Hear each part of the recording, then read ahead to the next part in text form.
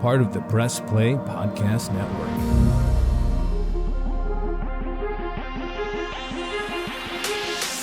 "45, 50, 45, 40, run, William, run! He's got blockers in front, 5, touchdown! Joshua Cribbs turns disaster into a score! Kick block! They blocked the kick!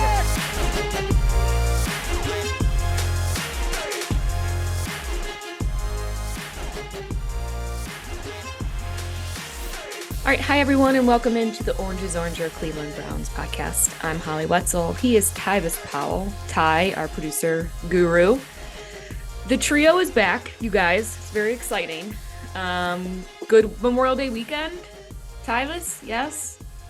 You know, for me, it was pretty good. The problem is I ate really well, and I've been trying to get rid of this dad bod thing, and I did not help myself this weekend by eating some delicious food. So what leads me to what I had to do today. What I had to do today was I had to go to the gym about 7 o'clock this morning, and then I got into the steam room. You got to get them bad toxins out of you. Ooh. So I'm making a comeback. I'm feeling good. I'm feeling like I'm about to try out for the Browns. So.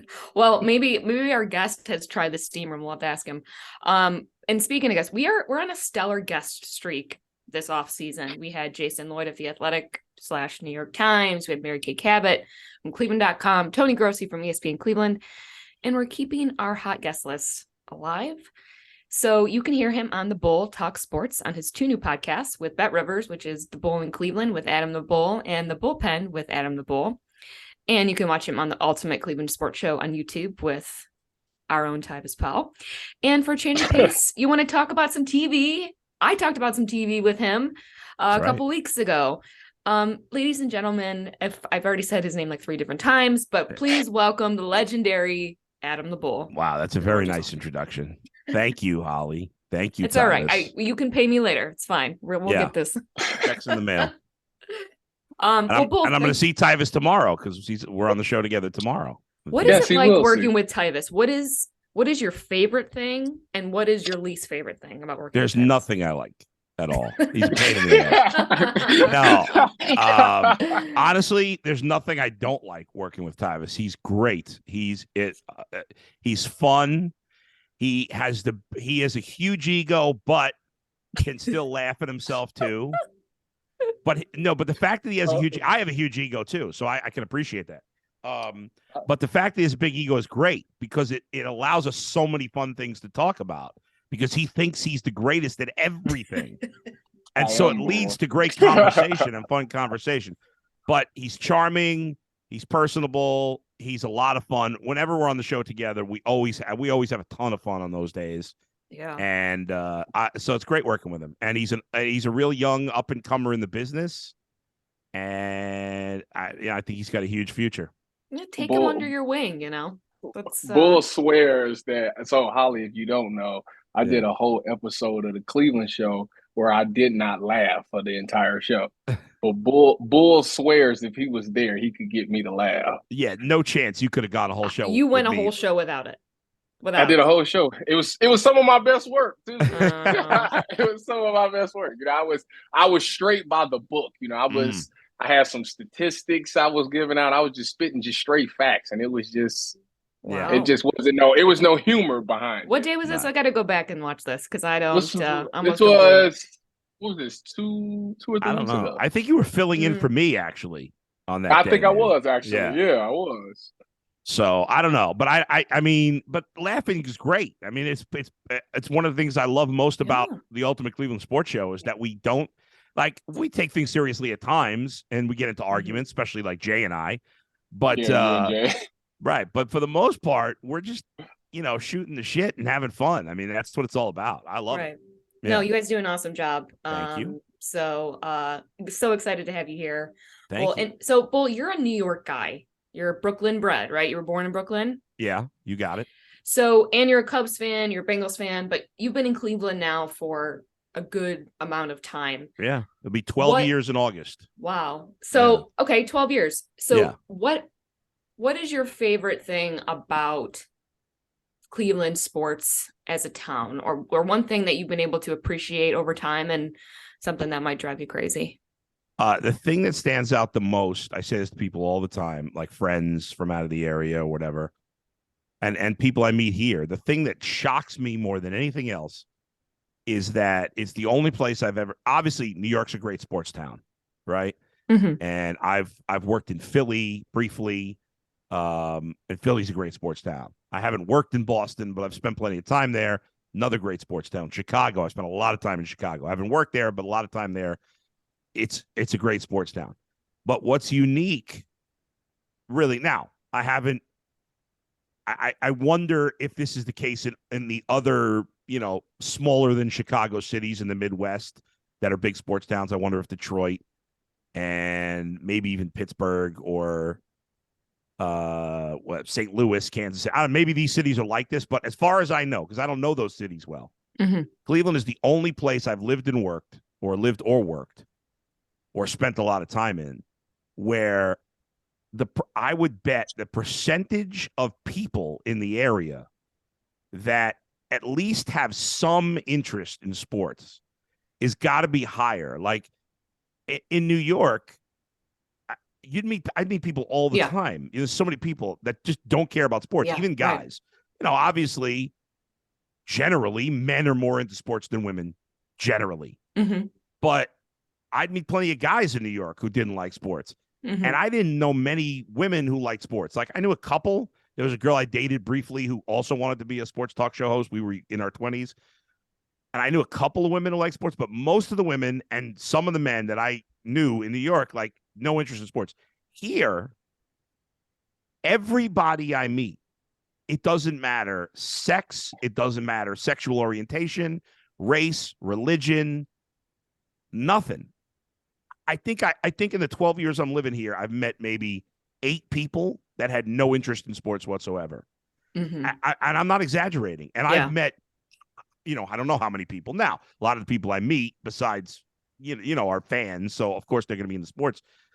But it's remarkable. It stuns me when I meet somebody that has no interest in sports here because it's so uncommon. And that has stood out to me for years, and it's continued. I think that's the biggest thing.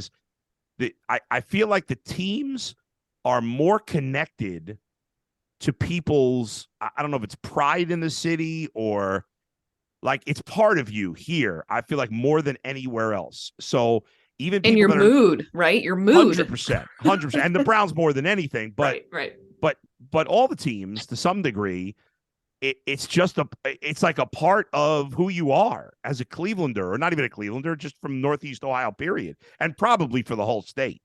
I just don't know the rest of the state as well. But it is remarkable that there's at least some interest.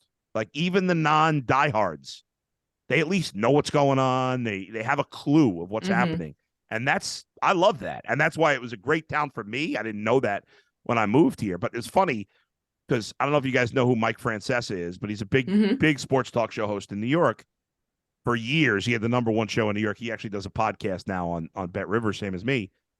And when I Mike was like an idol growing up because he had been I had called his show when I was a kid, and one of the biggest sports talk hosts in America. And when I got this job here, I didn't know anything about Cleveland at first. And Mike, I remember, invited me into his office. And I didn't know him that well. I knew him a little bit, but not that well. And he said to me, he goes, Bull, my impression of him, I don't know if you know what he sounds like, but anyway, he says, you are going to love it in Cleveland. It's a perfect city for you. It's going to be great. And I was like, well, I don't know what he's talking about, but I'm like, that's really cool. Nice of him to say. Mm-hmm. And he was 100% right. This city, now, I certainly rub people the wrong way sometimes. There's a percentage of the fan base thinks I'm too arrogant, too New York. There's certainly a percentage of the fan base that can't stand me. But you know what? They all listen. Even if they don't like me, they're all in. They want to get mad at me. They want to fight with me, whatever. But I love this city because I'm passionate about sports, and so are most of the people here. So that's why I love it so much. Mm-hmm. In terms of what I don't like, there's really nothing I don't like. I think a percentage of our fan base here is so homerish. It annoys me when they get bothered when you criticize the team. That drives me crazy. Like, if it's a fair criticism, and I think most people in the media are fair about their criticism. Not everybody. Yeah. I'm not like, I mean, I've probably crossed the line a little with Baker Mayfield, maybe my disdain for him. No, whatever. But he crosses the line too. Himself. So He brings yeah, it on himself. 100%. And it's like, 100%. it's not personal, but 99% of the time. And like, don't give it. And so that can bother me a little bit. But for the most part, there's very little that bothers me. All right, that's Bull. good. I did not think that he was going to end that with. No, there's not that much that bothers me about Cleveland. I thought for sure I was going to get something. So no, I love it here. The only thing that bothers me about Cleveland is the winter sucks. But that's most places. Not like the weather's good in New York in the winter. I was about to say it's the same thing in New York. Yeah, so yeah. I'm glad that you have all this love for Cleveland, and Cleveland loves you. They Oh, love thank hard. you. It's tough love, is what it is. Yeah, that's true. That's true. But what I always wondered is, how have you been in Cleveland for 12 years? You've said such positive things, but you've never fully been just solely a Cleveland Browns fan. You always had like the Cincinnati love. How is it that you haven't been able to make the full commit? Just jump all the way. You can't. I mean, how can you do that? You're, jump like, all the way in. It's weird. It's weird because I never thought that I would ever root for another team. And I actually, when it comes to the Cleveland teams, the team I most passionately root for is the Guardians. Even though the Cubs, I'm even, as a kid, the Cubs were my favorite team even more than the Bengals. Now it's kind of evened out. But I'm rooting for a team my whole life. It's hard. You can't just shut off your rooting. Like if you move to L.A. and started working there, are you becoming a Rams fan? I mean, would you? Yep. You would? No, you would not. But they're not paying the Browns. Paying you, I guess. The Browns are not paying me. When my first job in radio, I was doing minor league baseball play-by-play. I worked for the Phillies minor league team, right? And some of those guys made it to the majors. And when they did, I was rooting for them. I wanted them. I knew them. I wanted them to have success, and some of them did. And so I had a rooting interest with the Phillies. But you can't. You love the team you love, and so people don't understand when I say, "Well, I want the Browns to do well." Also, I do. I don't want them you to want beat them the to Bengals. succeed, right? You're invested in them to a certain extent. You've spent time with them, so you do want them to succeed. But being a fan and wanting a team to succeed are two different things. Exactly. If the Browns are, it's the bottom line is, beyond anything else, it's good for business if the Browns are good. Like my job, it's better for my job, my livelihood if the Browns are good. So I want them to be good because let's be honest, if Deshaun Watson plays like he did last year, the Browns are screwed for the next few years. That's it. Nothing else matters because in this AFC, you can't win with with even mediocre quarterback play. You can't. There's too many good teams and too many good quarterbacks. So I want Deshaun Watson to be good. Yeah. So, glad you brought that up. That's a good transition because I was at the Browns Memorial golf outing today. Right. And a Browns Foundation. Whoa! The Browns is where? The Browns Foundation golf outing today at Westwood Country Club in Rocky River. Oh, okay. That place is very hoity-toity. Oh, it sure is. Yeah. I'd never been there, but it was. They was at the memorial down here. Oh, I was gonna say no, I shouldn't have said memorial. I have Memorial Day in my head, I guess, coming off yesterday. But it was really fascinating, to see the guys and everything. But to see Deshaun, and he, first of all, it was really refreshing to see someone so large because I'm so used to seeing a quarterback that is tiny, and I think you're like, oh my God, this is what a quarterback should look like. I think, we're getting excited. OTAs, second week of OTAs, and Watson's going to start finding a rhythm and a chemistry and really trying to find, working on some like real full speed routes and all of that stuff. What for you has stuck out so far with the OTAs this year, or Deshaun? Well, I haven't been there personally, but from speaking to people who have, it's not been good so far. He's looked pretty poor from what I've heard. Now, again, I'm not going to panic about it because it's so early in the process. But apparently everything he's throwing over 5 yards is inaccurate in the OTAs. Now, Tyvis, you could speak to this, like how much you think that matters, if anything at all. In my opinion, it probably matters minimally, if at all. But it matters. It matters because Yeah. it's kind of shocking to hear that because obviously they've been going to Puerto Rico together. They've been throwing together. So what it tells me is if he is inaccurate, then that means Jim Schwartz's defense is unbelievable right now, and these guys can't shake him. And they're seeing something different, and he's just not prepared for what he's seeing right now. I think that that kind of makes me. It makes me a little bit nervous because, like I said, it's Deshaun. He's been in the league for a few years, but obviously it's still some rust there. Yeah. Obviously, him and Stefanski are working on trying to figure out what works for Deshaun. And if it don't work, they're tearing it out. If it works, they're keeping it. And right now, they're just trying to learn each other. So I'm not shocked by that. And it's a bunch of new pieces out there that he's throwing to as well. He only had 6 games with him, so it's not like everything is going to be peachy. No, sure. And now you got new guys. Elijah Moore's new, and Godwin's new, and what's his name? Tillman's new. Mm-hmm. So, yeah, I guess the thing that worries me about Watson, and I still think he's going to bounce back this year, or maybe I'm convincing myself I think that.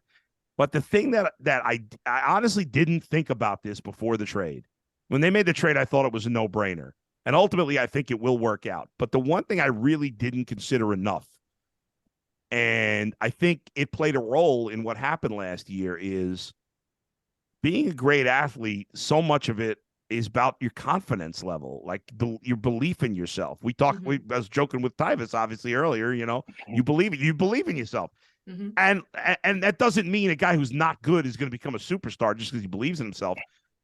But to be as good as you want to be, you got to be confident. And I just feel like he played with a lack of confidence. Like when in Houston, he played like he was the shit. Like he was the man, and he knew it. And he didn't play that way last year. I felt like he was tentative. He was thinking too much. And like he's lost his mojo, or he did. And he's got to get that back. So we know he's got the arm. We know he's got the legs. Like he's got the talent. But he's got to get that edge back, that mojo back. And if he doesn't get that, then I don't know that he's ever going to be the same player. I'm just hoping he finds it here if he hasn't already. Well, yeah, I agree with you. Yeah. Well, I was going to say, look at what happened to Baker, right? His last season. I mean, talk about losing your confidence too. Yeah. I mean, he was a shell of himself on so many different levels. Right. And he was hurt. But his confidence was gone. No, I think Holly's right. Yes, he was hurt, but he also lost confidence, and it played into last year. He played like crap for the most part last year. I know he had like one or two good games with the Rams, but he did, so the other far games, with the Buccaneers, he's not looking that hot either on some of them throws that I'm seeing on Twitter and whatnot. I mean, if you're competing with Kyle Trask, if you're with the first overall pick of the draft, and now you're competing with Kyle Trask to be the starter, I mean, that's a sad state of affairs. Now, and obviously Watson's a lot more physically gifted than Baker Mayfield is. We all know that. But still, confidence goes a long way. I don't know. Like I look at Joe Burrow, right? Like Joe Burrow, in terms of physical talents, he's got physical talent. We know that. But there's guys that are more physically gifted than Joe Burrow. But that man makes first of all, obviously super smart, right? He's got the instincts, which you can't teach, can't coach. But he plays football as if he thinks he's the greatest player that's ever played the game. That's what Patrick Mahomes does. That's what you got to do. I mean, Watson's got the talent. Now he's got to get the attitude back, and hopefully he will. Well, he better. I mean, and that's hopefully, with him working with Stefanski hand by hand, they're calling play if Stefanski's supposed to be this great play caller, and what he needs to do is he needs to get his rhythm going, get his confidence going. Now, like I say, he got a different look on defense because Jim Schwartz is out there right now, so he's throwing. Obviously, the defense should be because it's react, so it's nothing there. With offense, it's all about timing, and you got guys on defense messing up the timing, so things is off. But defense is able to pick up real quick because literally you're just reacting to what the offense is doing, and sometimes that if you got the better athlete, you're going to always be there to make plays. But Stefanski has to come up with a way to build his confidence up, give him some of them throws. Maybe it starts off with a bunch of drag routes or a bunch of slants you got Amari Cooper who's going to probably win his slant route or his inside breaking route 9 times out of 10. So that's an easy throw. And then you warm yourself up to getting somebody like a Marquise Goodwin, who I think is the Will Fuller of this team. Obviously, he got that track speed. You can't overthrow a guy that fast. Right. So that's where he'll get his confidence back. But they got to figure something out or this season will be in the trash. But let me take you to the D. Yeah. Go ahead. Wait, before you Go do ahead. that, did you guys see this? I didn't even know about this until Mikey McNuggets told me about this on the show. Did you see the thing where Anthony Schwartz got catfished by a fake DeAndre Hopkins? Yes. Oh my Yes. God, that is so. I mean, it's like sad and hilarious. I at the same time. I saw him walking up today. Oh, it was walking in the parking lot, and we were trying to like look and grab players. You know, we're like, we want to see if Newsom was there. Del Pitt. We ended up grabbing Wyatt Teller, and then Anthony Schwartz walks up, and we're all like, yeah, nope. He's not going to make the team. I mean, I know. There's no chance he's making the team, right? Wait a minute. Y'all got to cut that out, okay? That man go out in the preseason and catch one bomb. He's locked. No, he's not locked. There's not a anymore. lock. No, well, think about it. He goes out there and catch a bomb. He's a lock. Without Hopkins, and we'll see if the Browns get in the mix there or if he wants to come here. But even without Hopkins, right, you got DPJ, you got Moore, you got Cooper, and you got David Bell and Tillman. Those 5 are locks. Those are 5 locks on the roster. Right. How many? Do you want Hopkins, by the way? 100%. 100%. I didn't really want to trade for him because I figured they would cut him at some point. I didn't want to, but now when it's just money, I mean, think about it. You know, you've got to look. If you're the Browns, you got to look at this so differently than in most cases in football, because the AFC is as good as it's maybe ever been. Certainly, it's as good a conference as we've seen in a long time. You know, Buffalo, Cincinnati, and especially Kansas City are so good. They have great talent, right? And it's going to be hard. Like to get to the Super Bowl, which is as crazy as it sounds, that's the Browns' goal, right? Mm-hmm. Well, you're going to have to beat at least 2 of those teams, most likely, if not all 3, to get to the Super Bowl. That task is about as hard as it gets, right? So when you traded for Deshaun Watson, I'll use a poker term here, you're pot committed. You put all your chips on the table. We're in on Deshaun Watson. If it doesn't work, we lose. We bust, we lose all our money, we're gone. So you've already gone that far. Now listen, it can always be a little risky because he's at the age where wide receivers can go off the cliff in a hurry. However, when he played last year, those 9 games that he played, he was still playing at a borderline elite level, if not an elite level. I mean, he's still really good. He catches everything. Tyvis, you talking about Amari Cooper making the play, winning routes. DeAndre Hopkins never drops a pass. I mean, I think he has the best catch percentage in the league. So, I mean, think about how potent this passing game would be with DeAndre Hopkins. And Jason actually suggested on the show today that if they went down that road, maybe they would trade DPJ, because I don't think they're going to sign DPJ to an extension. I wouldn't. I don't. Do you think he's going to be real bitter too? I mean, he might be. DPJ. I mean, after we've been developing him right over these years, he's been growing. I mean, I would be, but I get it. I mean, if we had to do it, this is what we would do. I mean, but Tyvis, in the end, do you guys not want Hopkins? Do you guys not want Hopkins? Or I'm all. I text y'all in the group chat today. I'm all in. You telling me?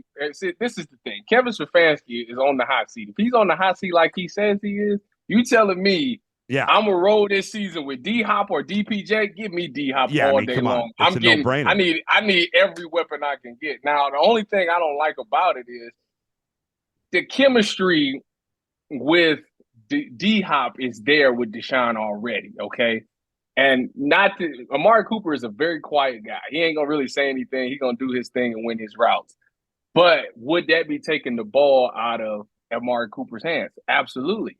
You possibly gonna lose both of these guys after the season's over with. But that's the thing. See, that's the Browns have been thinking so long term. Like they want to think 2 or 3 years from now. Yeah, enough of that. And it's tripping. They tripping over the right now, and that's the problem that they falling in. So I think you got to go all in. And like I said, I would trade DPJ because whoever you're trading him to is gonna pay him. He's going to get the money that he deserves, and he might. Who knows? He might be a 1 or a 2 at that team. So Yeah, I think it's a if good you thing. now listen, if I'm Hopkins, the Browns are not my first choice. They'd be on the list, but No, Kansas City is mine. Right. Kansas City would be my first choice, and Buffalo would probably be my second. But I mean, here, man, if you had him and Cooper, I think he's better than Cooper. I still think he's better than Cooper. In what aspect?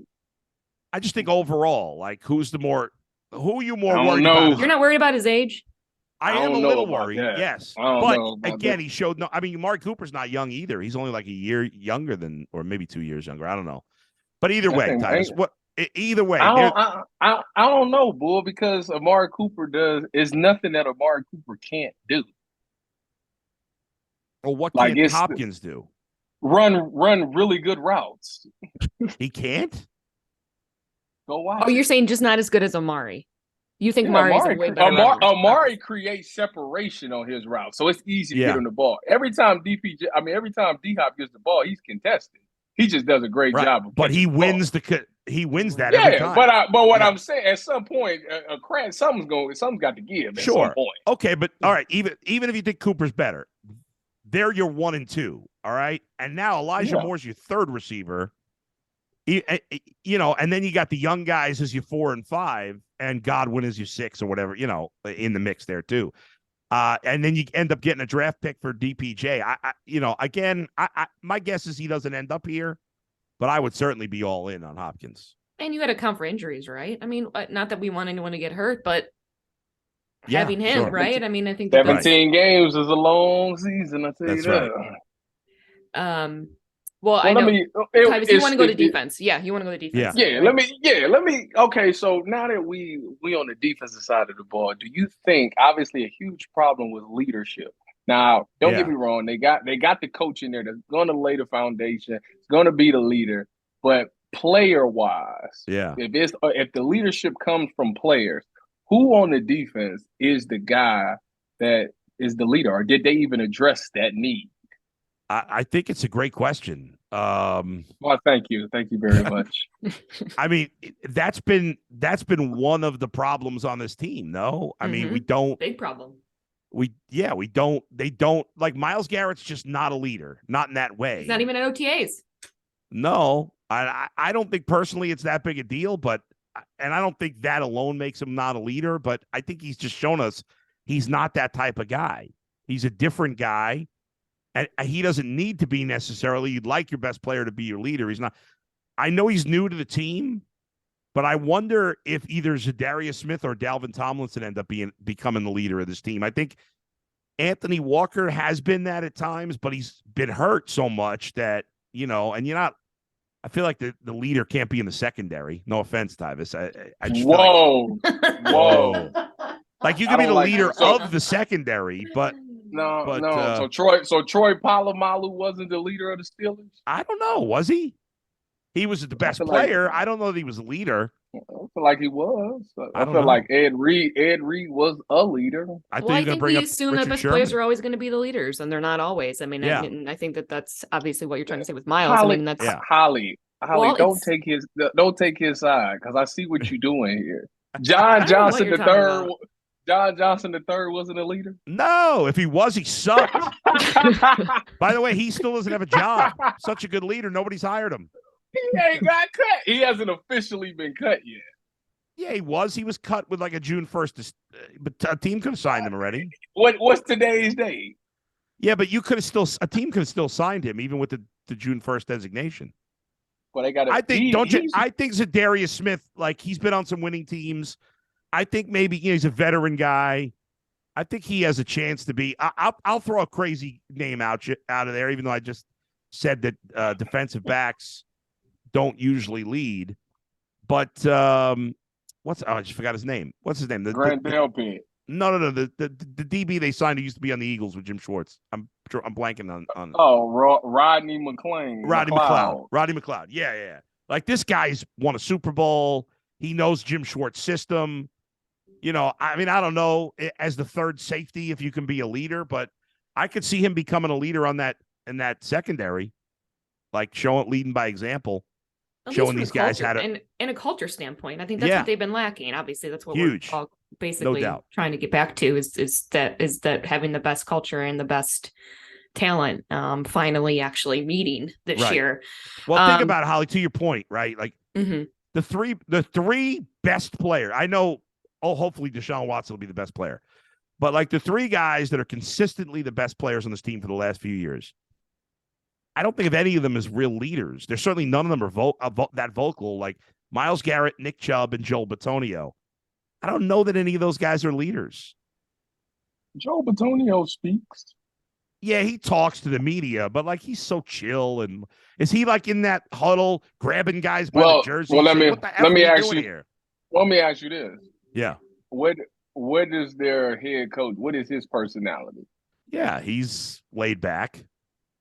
So therefore, that's pretty Right. much how they're gonna act. But So don't you need some guys on the team that are gonna like want to, like Yeah, you need Well, a that's why balance. You need to balance. You need someone that's going to be vocal and someone that's going to, just do their job. I mean, that's exactly why they shook up the coaching staff. Because I mean, Yeah. Joe Woods was pretty laid back, didn't say much. Now you got a guy who, like a fiery guy like Jim Schwartz, or a passionate guy like Bubba Ventrone. That now, okay, Kevin Stefanski isn't that guy, but this guy is. So the defense and the special team they should adapt the personality of their coordinator, and that's why I think they had to make that change to shake up that coaching staff so they can bring in a different voice, a different attitude, and that's where the leadership's gonna come from.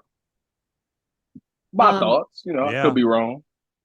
Well, what would you to wrap up? What would you consider the season to be a disaster? I guess what would you consider from a record standpoint? And then we love to get everyone's predictions. So after that, I want you to give us your predictions if season started tomorrow. I've been back and forth between 10-7 and 9-8. Part of me feels like they're going to go 10-7, but I'm like, I've been fooled by this team before. I don't want to get suckered. They got to prove it. So I'm going to go 9-8 every year. Okay. To me, it's a disaster if they don't make the playoffs. Okay. And it's not, and it won't be easy because we talked about it. The AFC is loaded. Mm-hmm. The division is really good. There's no bad team in this division. I'm done saying Pittsburgh's going to be under 500 because they never end up. They're not that good, but they're not bad. Like there's no bad team in this division. You thought the Ravens might be if Lamar was gone, but obviously that's not happening. So like at worst, every team in this division is going to be at least around 500. So it's hard. I mean, the schedule's tough, but we can't keep making excuses for this team. It's the most talented roster that I've ever seen them have, certainly since they've been back in 99. Mm-hmm. And if they can't get enough out of this talent that they have, then you got to blow up the whole team. You got to blow up the, Oh, God. No. I know. I hate it. I know. But if they don't win, I'm firing everybody. I'm firing the GM. I'm firing the coach. But really, the biggest thing is what kind of season Deshaun Watson has, right? Yeah. Because ultimately, I say it's a disaster if they don't make the playoffs. But let's say, I think this is an unlikely scenario, but let's say Deshaun Watson has a great year. But the defense, which we thought would be good, ends up not being good, whatever. And let's say he throws for 4,800 yards and 30 touchdowns and 8 picks, and they do finish 8-9, 9-8. And miss the playoffs. But like that, to me, that'd be a big disappointment. But at least you'd feel great about the quarterback. But it's enough fartsing around here. They got to make the playoffs. They got to do that's the minimum to me. Make the playoffs. Would you still fire Kevin Stefanski if Deshaun Watson had that type of season? Yeah. Again, I think it's highly unlikely. I brought up the scenario. I think if Deshaun Watson plays great, they will make the playoffs. But I guess no, if they finish 9-8, a game out of the playoffs, and Watson plays great, and they just have some unlucky losses, the defense is not as good. Well, you stop blaming the defense. Well, that's the only way they cannot make the playoffs. It's making me feel, as a former defensive player, it's making me feel some type of way. Not blaming the defense. Well, I'm not. I'm saying that's unlikely. It's going to be the offense this year that you need to be worried about. The defense will be fine. I think I got them top 10. Book Well- it. Y'all heard it. You heard it here first on Howard But wait a second. Wetzel's Oranges podcast. Wait a second, that the Tyvis, though. Browns gonna have a top 10 defense. I'll say this. I agree with you. I think they could, but they got to prove it. I mean, we thought they'd be good last year. I agree. They're dying for consistency. I'm Yeah. with you. If that's what ends up being the scenario, Stefanski ain't going nowhere. No. That's where we're staying because But if they're clinging 7-10 to something. and Watson stinks this year, Right, everybody's gone. It's Yeah. a disaster. That's Yeah. a total disaster. So we Well, just hey. gotta hope that doesn't happen. And my biggest concern, besides will Watson get back, is I still think the linebackers on this team suck. But I don't like a single guy at that position. But they're ran out way of them last year better. too. They're way better up front than they were in it last year. So that should take some of the pressure off the linebackers. Wow. Oh, it's going to be a season. Well, I can't wait for Yeah. you two to see each other tomorrow. I'm going to need a report about any of our conversation leaking over.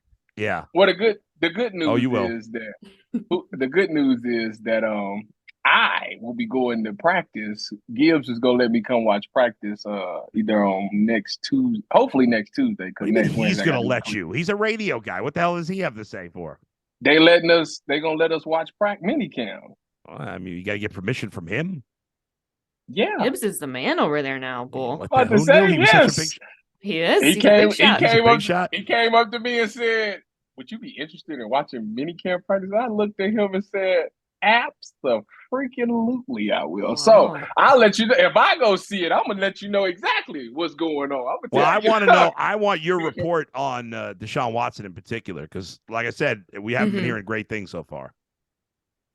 I'll let you. I'll tell Yeah. you. You know where I'm gonna be focused on the most. I mean, I it's know, but branch out a little bit, will you? And naturally. I need to see the defense like that. Because if they don't score, they don't win. You feel me? So they need to be crisp. I need it to be crisp. And Miles should be there because it's mandatory. So I Yeah. should see the whole thing. You gonna be getting on DeJuan Jones, get him in shape or what? No, he's a grown man. Mm. And I'm gonna let him know. This is what I will tell him. I Yeah. say, listen to me. I'm gonna let you know something. As a former alumni, as a big brother to you, Yeah. you either get in shape and you take this serious, or I'll put in a word for you. You come do the radio with me, because that's where you'll be That's in the right. next 2 or 3 years. So Because you he's better got a lot of figure it out. potential. He could end up being a steal as a 4th-round pick if he gets in shape and he's placed. To the That's best what of I'm his gonna tell. ability. That's my message to a lot of people. Nice. You can I like it. You can pull it together, or I can help go ahead and get you be a reference for you, and That's get you right. a job application. You come do what I'm doing. Agreed. fair enough. That's a great way to wrap this up. So hopefully, this guy's trying to host their own podcast on Press Play. Anyways, Yeah. Bull, thank you so much for Thank you for having me. for jumping on today. Certainly flew by.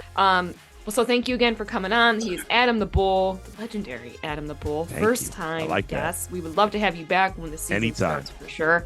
Yeah. This is the Oranges Oranger. I'm Holly Wetzel. That is Tyvis Powell. He is Taj. Tyvis, take us out. Go Browns! Defense win championship.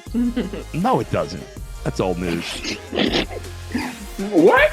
Are you kidding me? Defense, offense wins championships. This is 2023. Wow. Oh, God. Cut it out, bro.